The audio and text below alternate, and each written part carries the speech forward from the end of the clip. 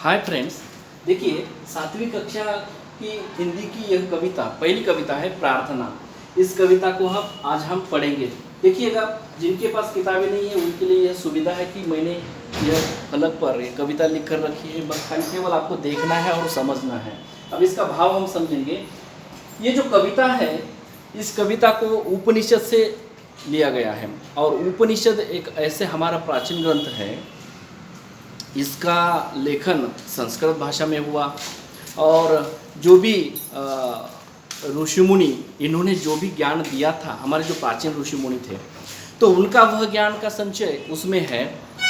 वह ज्ञान ईश्वर, आत्मा, परमात्मा, उनका व्यक्ति के और व्यक्ति का आत्मा, व्यक्ति का उसका शरीर और उसका आत्मा, इनका एक दूसरे के साथ संबंध कैसा होता है, आत्मा का निवास और व्यक्ति का उस आत्मा के बारे में विचार क्या होता है, यह सब दार्शनिक विचार इस प्रार्थना वो उपनिषद में होते हैं।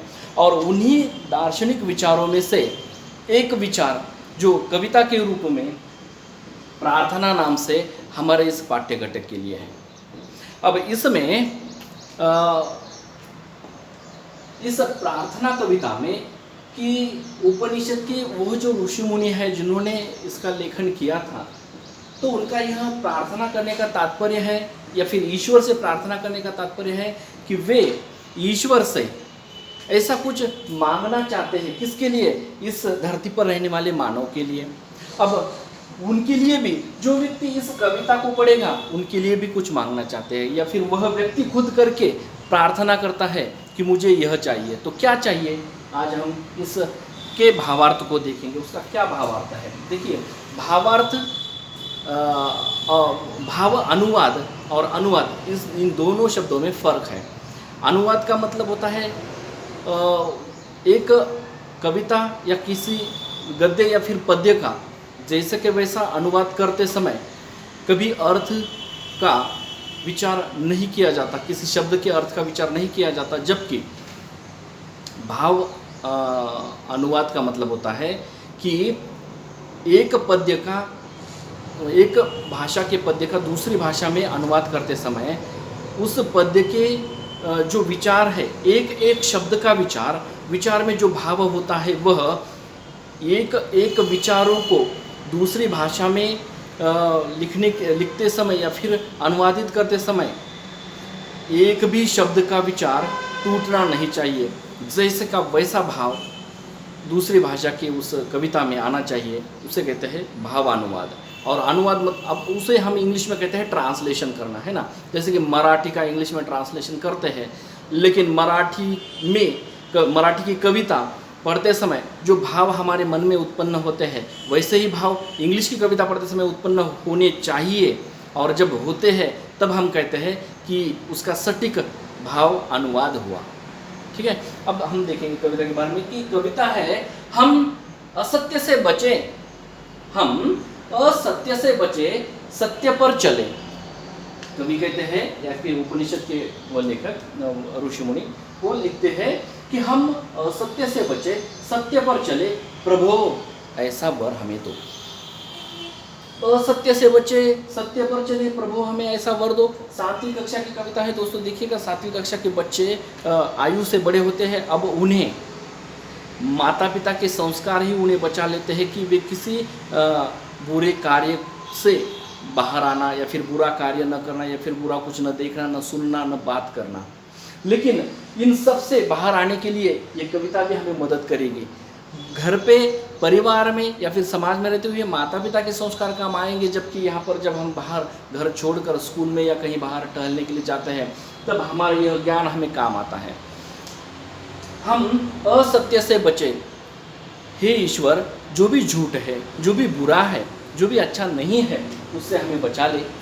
सत्य पर चले, हमें हमेशा सत्य के मार्ग पर चलने की एक शक्ति निर्माण कर दे हमें और हम उस मार्ग से चले, जो कि हम असत्य से बचने के लिए सत्य के मार्ग पर हमें चलना है। तो हे ईश्वर, हमें यह वरदान दे, यह प्रार्थना मांगते हैं। और प्रभु ऐसा हमें वर दो। कैसा वर चाहिए कि सत्य के मार्ग पर चलने का वर चाहिए, लेकिन सत्य के मार्ग पर चलते हुए कुछ भी झूठ दिखाई दे, कुछ भी बुरा दिखाई दे, या फिर असत्य जो ठीक नहीं है, जो हमारे काम का कुछ भी नहीं है, ऐसा कुछ दिखाई दे या फिर सुनने में आए, तो हम तुरंत उससे बाहर आ जाए या फिर उसका धिक्कार कर दे। ऐसे हम में शक्ति निर्माण करो, ऐसा वर मांगते हैं। दूसरे दो पंक्तियों में ऐसा है कि अंधकार से हमें उबारो। हमें किससे उबारना है? अंधकार से। अंधकार का मतलब होता है अज्ञान। यहाँ पर अंधकार का मतलब है अज्ञान। हमें अज्ञान से बाहर निकालो ईश्वर। हमें अज्ञान से यानी कि अंधकार से बाहर निकलना है, तो इसलिए हमें पहले ज्ञान प्राप्त करना होगा। तो उसके लिए आवश्यक जो जिज्ञासा होती है वह हम में निर्माण करो प्रभु। और कहते हैं कि ज्योतिर्मय मानस कर दो। अंधकार से उबारो और ज्योतिर्मय मानस कर दो। अज्ञान से बाहर निकालो और हम में क्या बनाओ? ज्योतिर्मय मानस का मतलब होता है, ज्योतिर्मय मतलब ज्योत, और ज्योत का मतलब अर्थ लेना है ज्ञान, है ना। ज्योतिर्मय का मतलब होता है ज्योत, ज्योत का मतलब होता है ज्ञान यानी कि प्रकाश। ज्योतिर्मय मतलब प्रकाश। मानस का मतलब होता है संकल्प या फिर विचार, है ना। ये संकल्प या फिर विचार ये मानस है। तो हमारे विचार ऐसे बनाओ कि हमें ज्ञान का प्रकाश भरने की इच्छा निर्माण होनी चाहिए, और जिसके कारण हम अंधकार से बचे यानी कि अज्ञान से भी बचे, बाहर आ जाएं। और क्या प्रार्थना करते हैं कि विजय मृत्यु पर प्राप्त हमें हो। हमें क्या चाहिए? विजय जो है मृत्यु पर प्राप्त होनी चाहिए। अब सच में विजय मृत्यु पर प्राप्त हो सकती है? नहीं, गलत है। लेकिन यहाँ पर इसका हमें अर्थ लेना है कि विजय मृत्यु पर प्राप्त करना है। इसका मतलब है कि हम किसको जीतना चाहते हैं? इस अज्ञान को जीतना चाहते हैं। हम असत्य को जीतना चाहते हैं यानी कि सत्य प्राप्त करना चाहते हैं, या फिर ज्ञान का प्रकाश हम खुद में भरना चाहते हैं। ये सब कुछ चाहते हैं और इसे कहते हैं विजय। और यह विजय हम प्राप्त करना चाहते हैं, जबकि मृत्यु पर विजय प्राप्त करना है। अर्थात मृत्यु का मतलब होता है सच में ज्ञान में डूब जाना, सच में असत्य बातों में डूब जाना, या फिर सच में असत्य ऐसे विचार हम में भरना, या फिर बुरे विचार हम में भर जाना। यह है हमारी मृत्यु। हमारे जीवन की सबसे बड़ी मृत्यु क्या है? कि हम में मानवता के गुण नहीं होना, यह हमारी मृत्यु है। तो वे कहते हैं हमें मृत्यु से बचा लो, अर्थात विजय मृत्यु पर प्राप्त हो। उस मृत्यु पर हमें विजय प्राप्त करनी है, हमें जीतना है कि हम में ऐसे बुरे विचार, असत्य विचार निर्माण नहीं होने चाहिए, और हम में ज्ञान का प्रकाश निर्माण करना है। उसका एक विचार, इसका एक संकल्प हम में भर दो प्रभु, यह हमें वरदान दो। और वे कहते हैं कि विजय पर हमें मृत्यु प्राप्त करनी है। और हे ईश्वर यानी कि हे देव, अमरता का दो वरदान, हमें अमरता का वरदान दो। अमरता का तात्पर्य होता है कभी न नष्ट होने वाला, है ना। तो कभी न नष्ट होने वाला ज्ञान हम में भर दो, कभी न नष्ट होने वाला जो विचार है हमें भर दो। तो वह विचार और वह ज्ञान इसलिए क्योंकि उस ज्ञान के प्रकाश से हम अज्ञानता की तरफ ना जाएं, या फिर कोई अंधकार में भी बैठा हुआ हो, तो या फिर किसी के मन में कुछ अज्ञान हो, तो वो अज्ञान हम दूर कर दें हमारे इस प्रकाश से, हमारे इस ज्ञान से। उसे कहते हैं अमरता। अमरता का सच मतलब ऐसा नहीं है कि हमें कभी न मरने दो, ऐसा नहीं है। तो यहाँ पर मतलब है कि हम में ऐसा एक विचार, ज्ञान का प्रकाश ऐसा भर दो कि जो कभी न मिटने वाला हो। तो जिस ज्ञान के प्रकाश से हम दूसरों का अज्ञान दूर करें। धन्यवाद। और आगे देखिए, आगे है सत्य मार्ग पर चलकर पाएं अमर ज्योति का नया विहान। हम सत्य मार्ग पर चलना चाहते हैं, और उस सत्य के मार्ग पर चलकर हम क्या करना चाहेंगे? अमर ज्योति का नया विहान करेंगे। विहान का मतलब होता है सवेरा, है ना। नई सुबह लाना चाहते हैं हम हमारे जीवन में। किसकी नई सुबह?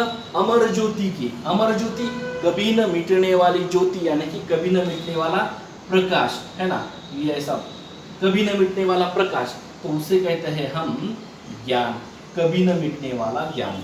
तो कभी न मिटने वाला, ये दिया है, दिया का एक तात्पर्य कि वो जैसे दिया चलता है ना ऐसा, तो नहीं बूझना चाहिए, हम बूझने भी नहीं देते उसे। घर में जब लगाते हैं तो बूझने नहीं देते हैं हम उस ईश्वर के वो जो छोटा सा मंदिर होता है तो उसमें जब दिया लगाते हैं सुबह तो शाम तक चलना चाहिए, इस प्रकार से हम लगा देते हैं उसे। तो ये उसका तात्पर्य होता है कि उपनिषद में ही लिखा हुआ है कि घर में जो छोटा सा मंदिर होता है ईश्वर का, तो उसके सामने जब दिया लगाते हैं तो सुबह से लेकर शाम तक उसे बुझने नहीं देना चाहिए। अर्थात दिन भर हमारे जो घर में काम, घर का जो बड़ा व्यक्ति होता है जो काम करके बाहर से काम करके कमाल कर लाता है, तो उस समय वह जो व्यक्ति जब बाहर जाता है तो उसके जो संस्कार है वो मिटने नहीं चाहिए। इसलिए यह जो ज्ञान का प्रकाश है या वो जो दिया है मंदिर में, घर में जो छोटा सा मंदिर होता है वहाँ पे लगा देते हैं घर वाले। तो वैसे ही वे कहता है, ये कवि कहता है कि अमर ज्योति का नया विहार करो, अर्थात मेरे मन में ज्ञान का प्रकाश करो प्रभु, और जिस प्रकाश से नया सवेरा मैं निर्माण करूं। अब लास्ट की 4 पंक्तियां हैं, तो उसमें है शांति और सुख मिले सबको। वे कहते हैं कि सबको सुख शांति मिल जाए। अब कब मिलेगी सुख और शांति? जब मैं ज्ञान का प्रकाश निर्माण करूं, अर्थात बहुत सारा ज्ञान हासिल करूं। और वह कब होगा? जब हम पढ़ाई करेंगे, स्टडी करेंगे, अभ्यास करेंगे, तब हमें वो ज्ञान पैदा होगा या फिर तैयार होगा। और उस ज्ञान का उपयोग जो है, हम जो अज्ञानी है उनमें उनको ज्ञान देने के लिए उसका उपयोग होगा, या उसको मार्ग दिखाने के लिए उसका उपयोग होगा। तो अर्थात ही शांति और सुख मिलेगा सबको, सबका जीवन मंगलमय हो। हे ईश्वर, हर एक व्यक्ति में जब तुम यह अमर ज्योति भरेंगे या फिर ज्ञान का प्रकाश भरोगे, तो जिसके कारण हर एक व्यक्ति का जीवन मंगलमय हो जाएगा, वह शांति और सुख से रहेगा, और उसके जीवन में नहीं दुखी कोई भी जन हो, और नहीं किसी को कोई भय हो, और उसके जीवन में कभी भी दुख नहीं होगा और कोई भी डर नहीं होगा। देखो ये दोस्तों, इस प्रकार यह एक छोटी सी कविता है। 7वीं कक्षा के बच्चों ने यह कविता फिर से घर पे वो अपनी किताब की जो कविता है तो उसे पढ़िए, और जब भी किसी शब्द के बारे में या फिर कविता के किसी पंक्ति के बारे में आपको कोई दिक्कत हो तो मुझे व्हाट्सएप के उस ग्रुप पर लिख कर भेज दीजिएगा। थैंक यू, धन्यवाद, शुक्रिया।